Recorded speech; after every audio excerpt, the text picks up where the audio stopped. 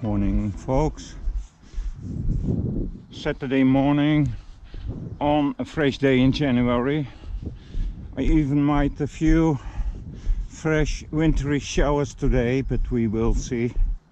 I'm on the western outskirts of the seaport of Delfzijl here, and I'm entering into the Wierden village, Biessum.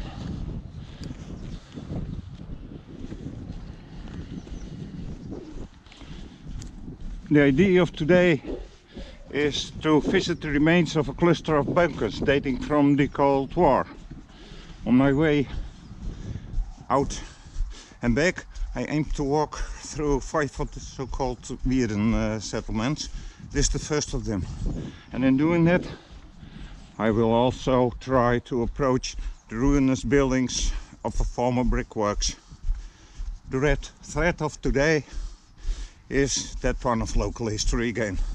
And this time I'll refer quite often to the havocs of war in this area. I don't want to talk too much, I want to show you. Well, let's get on with it.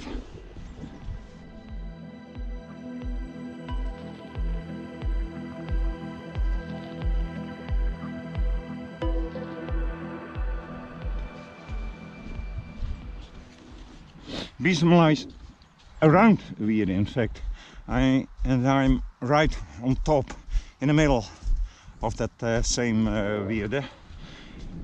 It is one of the best preserved in this corner of northern Holland. It still has its original radial shape and allotments. It has no church of its own. That one is half a mile from here, and another Wierden village we'll see shortly. Well, that's it. Based on old written sources of 1505 and somewhere in the 17th century, it is suspected once somewhere over here there stood a little chapel, but that has gone by now. Biessum once also had its own corn mill somewhere over here. Now that has disappeared too. It was demolished in 1628.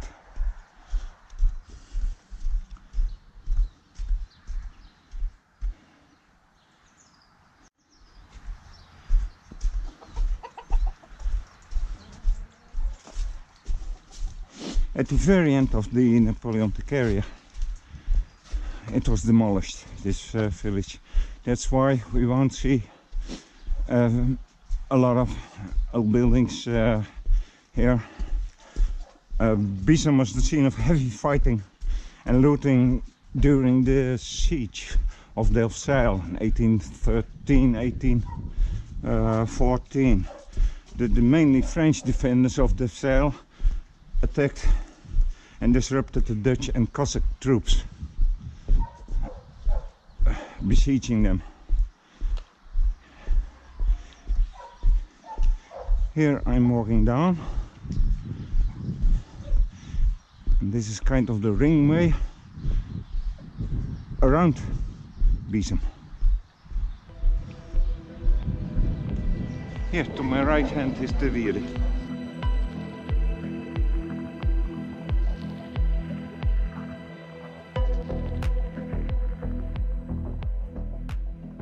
Once each 3 years there's a fair, a market, prunes market, yes, prunes, plums.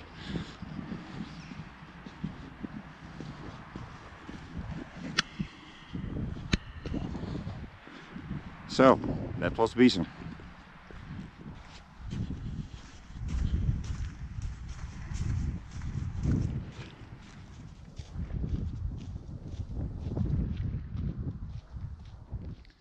And here comes the second one, Uitwierde.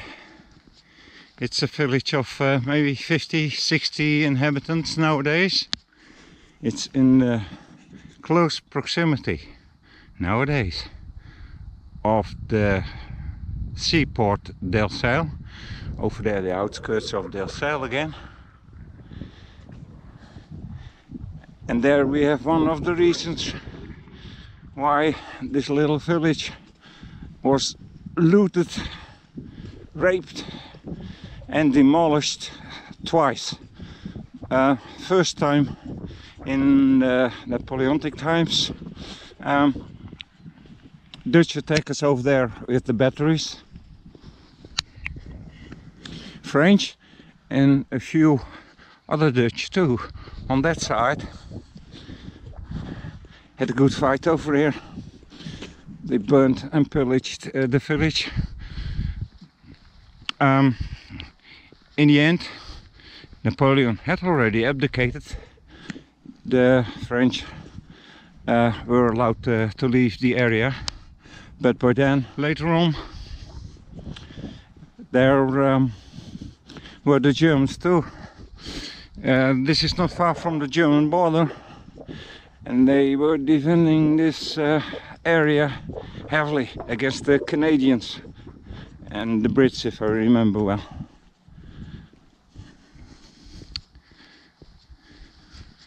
Heavy shooting going on over here, but there still are a few buildings of the 19th century left, and the church is there. I'll show you.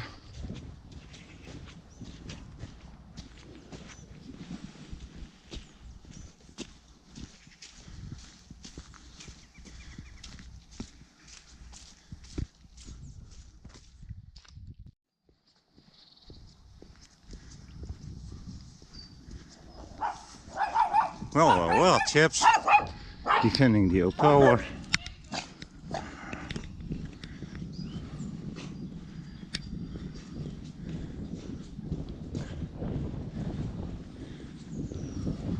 Hi.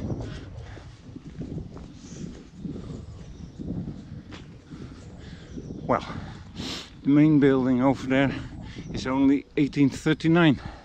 It was rebuilt after the French demolished it. The tower though is much older.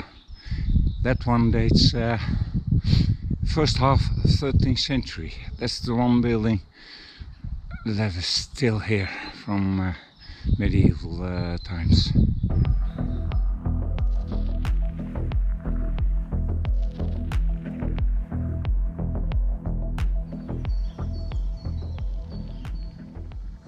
Well, that one outlived several wars already. The last one in April.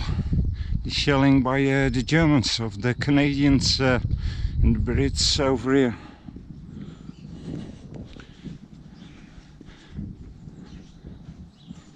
This tower remains of a medieval church.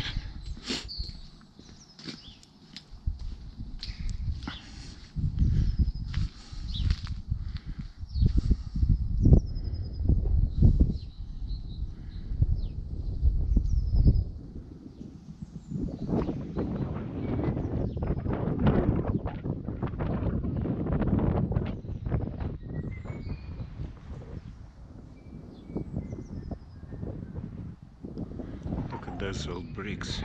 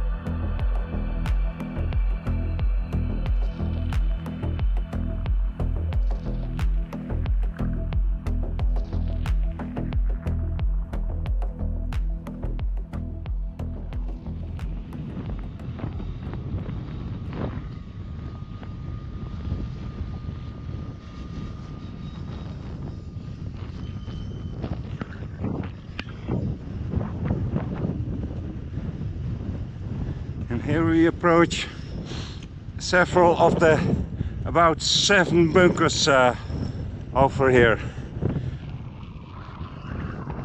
When I first came across them 6-7 years ago, I thought they were German bunkers from 1945, but they most certainly are not. They're more recent, date from the Cold War.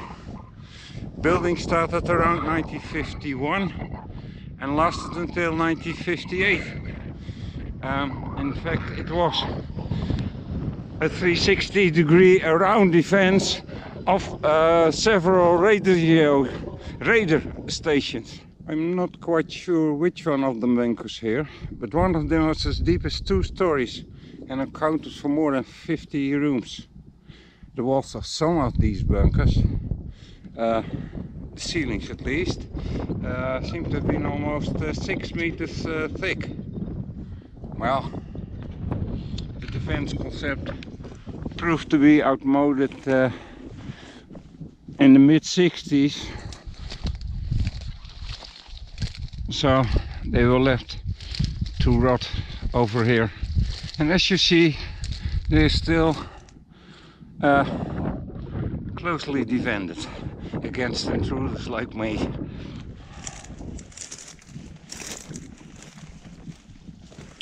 Amazing to think that some 400 soldiers were here for the local defense of those radar posts.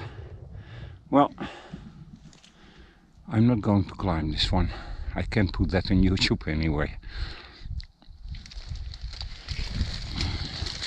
Around 1965, 1970, the NATO concept of defense was changed into a forward defense into Germany. So most of the radar folk went to Germany.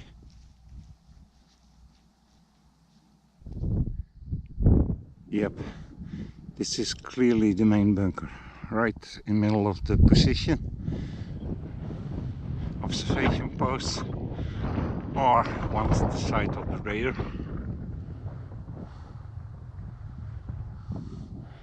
I can imagine their machine gun. 7 years ago this was a road, but it has been closed now, and I can guess why, and I can stand it. I would like to climb that one, but no chance to cross this wire here.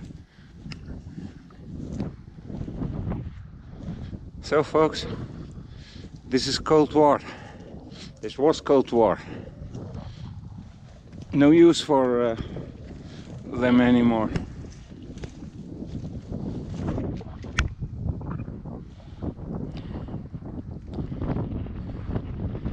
Okay, on we go.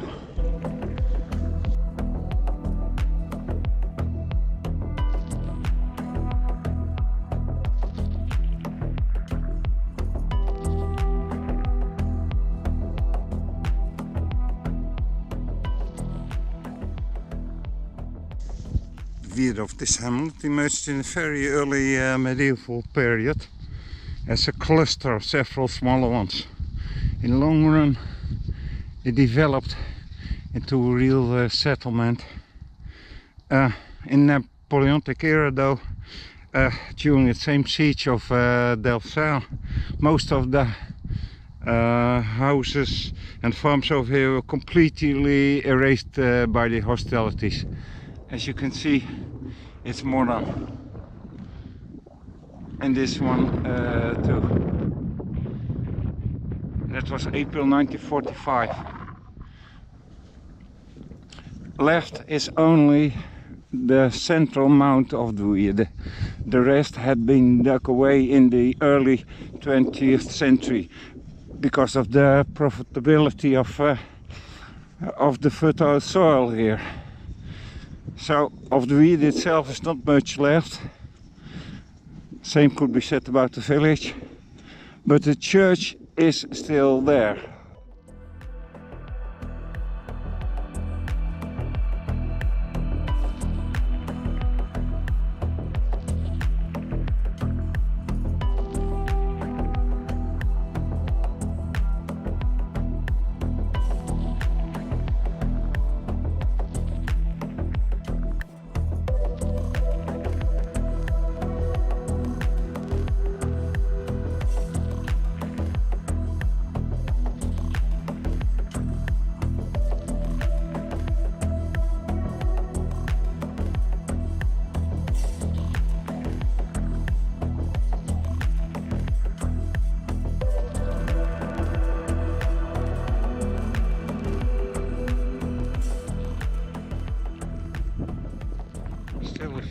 graves of the local gentry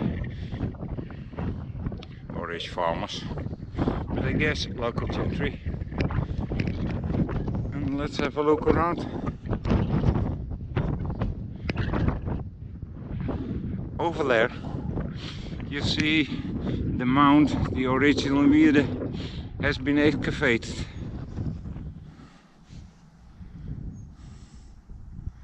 Several repairs here in the building. Look at that.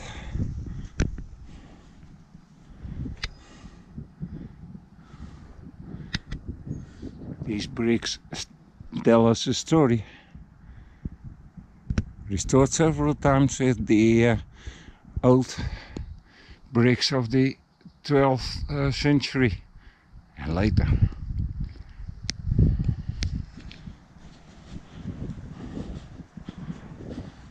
Have a look inside. Would be a nice place for lunch too.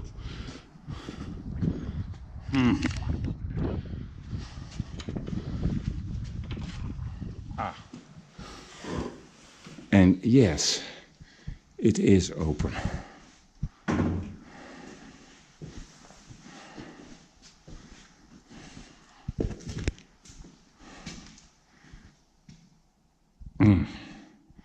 Cozy, but a bit dark.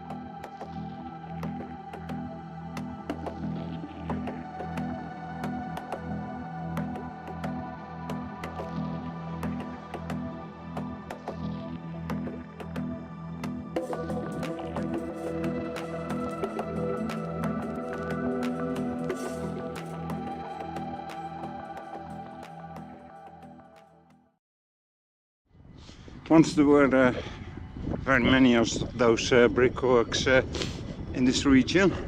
They enjoyed the proximity of large deposits of heavy clay and transport opportunities of little streams over here. In 1969 though, the clay was becoming scarce and this factory is outcompeted by more mechanized brickworks elsewhere in the neighborhood.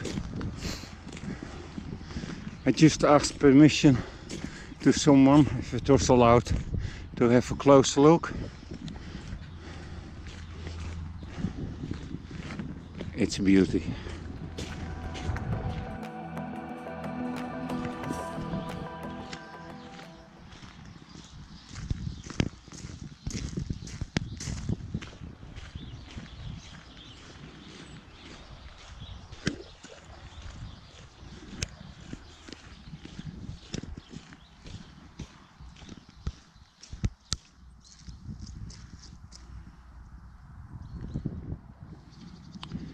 Once there was a large oven in there, a ring oven. I think it might be still there, but it has been closed off, of course. Yeah, and I suppose one of the last owners lived here. Beautiful house built in brick.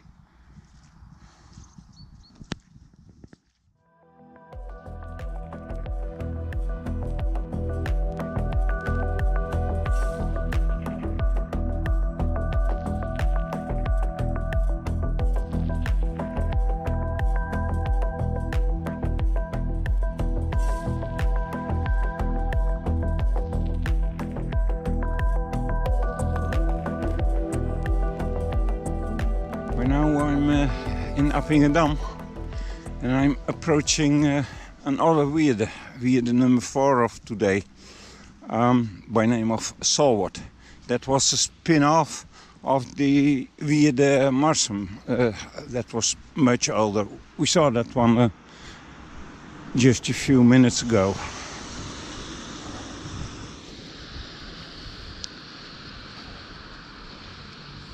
And it is said this was a place of pilgrimage until the Reformation, Catholic pilgrimage. The church is quite modern though, 19th century, and most of the Wierde will have been removed by now. I think this was the original height of it. Some 3 meters, like most of them over here. 2 to 3 meters.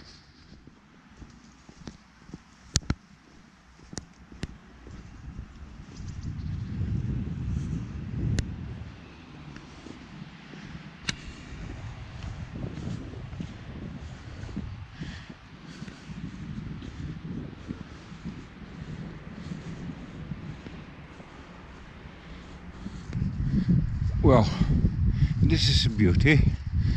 We don't see many of them over here. It's more something for Friesland. A bell tower ringing each time that someone is going to be buried over here. And most of them are built because of the impossibility to build a tower. Too expensive or too dangerous.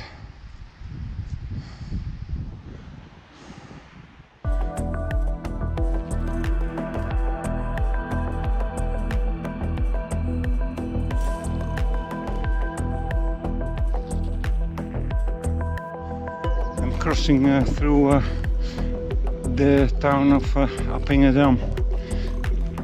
This is a very typical building of the 1970s, maybe the 1980s even.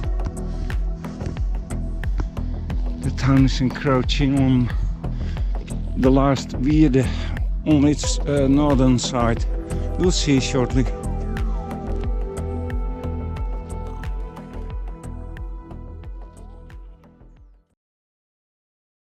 Behind the orchard is the last one of our Wierdes of today, by name of Opwierde. Like I said just before my batteries went out, this is Opwierde, last one of today.